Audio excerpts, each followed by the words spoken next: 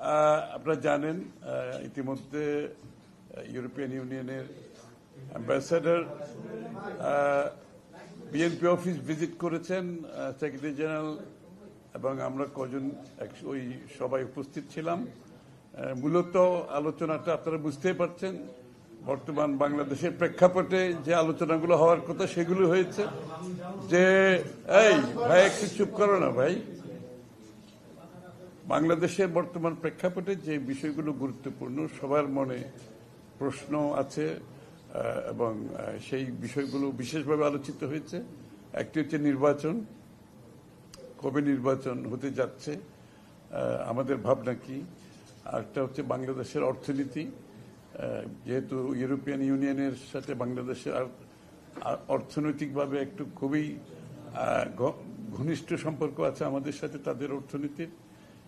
তারপরে হচ্ছে রিফর্মস, যে সংস্কারগুলোর ব্যাপারে যে আলাপ আলোচনা হচ্ছে, সেই রিফর্মসের ব্যাপারে আমাদের ভাবনা কি।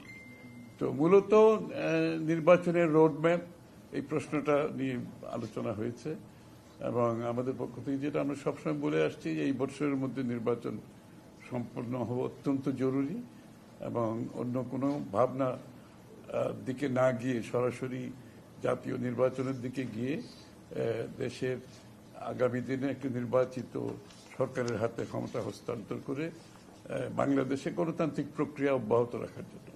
অগণতান্ত্রিক প্রক্রিয়ায় একটি দেশ বেশি দিন চলতে পারে না।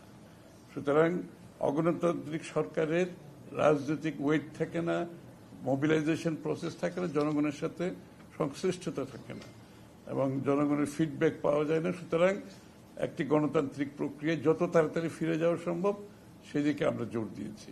আর সংস্কারের ব্যাপারে যেটা কথা হয়েছে সেটা হচ্ছে যেই বিষয়ে, যে কয়টি বিষয়ে আমরা ঐক্যমতে যেতে পারবো সেগুলো ইমিডিয়েটলি করা যেতে পারে, সেগুলোর জন্য সময় নেওয়ার কোনো কারণ নাই। আর যেগুলোতে ঐক্যমত হবে না সেগুলো আগামী দিনে নির্বাচনে প্রত্যেকটি দল জনগণের কাছে নিয়ে যাবে, তাদের যে ম্যান্ডেট, তাদের যে প্রোগ্রাম নিয়ে যাবে। জনগণ ম্যান্ডেট নিয়ে, জনগণের ম্যান্ডেট নিয়ে আগামী সংসদে সেগুলো পেশ করা হবে এবং সংসদে আলোচনা হবে, তর্ক হবে, বিতর্ক হবে এবং পাশ করা হবে। এই হলো কথা। আর দেশের অর্থনৈতিক অবস্থার বিষয়ে আলোচনা হয়েছে যে আগামী দিনে বিএনপি ক্ষমতায় গেলে তাহলে যে অর্থনৈতিক কর্মকাণ্ড এগুলো অব্যাহত থাকবে কিনা। তো আমাদের পক্ষ থেকে পরিষ্কারভাবে বলা হয়েছে বিএনপির অর্থনৈতিক সফলতা সম্বন্ধে আমরা বলেছি এবং আগামী দিনে অর্থনীতিকে এই যে গর্তের থেকে বের করে তুলে আনার জন্য যে প্রোগ্রাম বিএনপি ইতিমধ্যে নিয়েছে এবং এই সরকারের সময় যদি কোনো অর্থনৈতিক কর্মকাণ্ড উদ্যোগ নেওয়া হয় সেটা অবশ্যই আমরা সমর্থন করব এবং বাংলাদেশের স্বার্থে সেই কার্য অব্যাহত থাকবে এবং আমাদের বিএনপির নিজস্ব প্রোগ্রাম আছে অর্থনীতির ক্ষেত্রে, সেগুলো আমরা অবশ্যই আগামী দিনে যদি জনগণ নির্বাচিত করে সেই কাজগুলো আমরা করব এবং এই তো আর কিছু।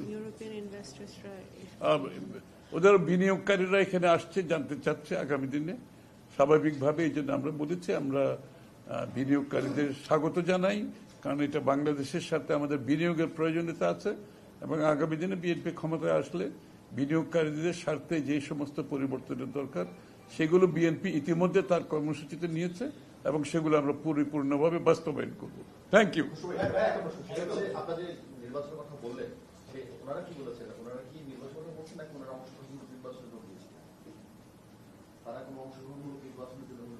না, অংশগ্রহণমূলক কোন আলোচনায় আসে না নির্বাচন।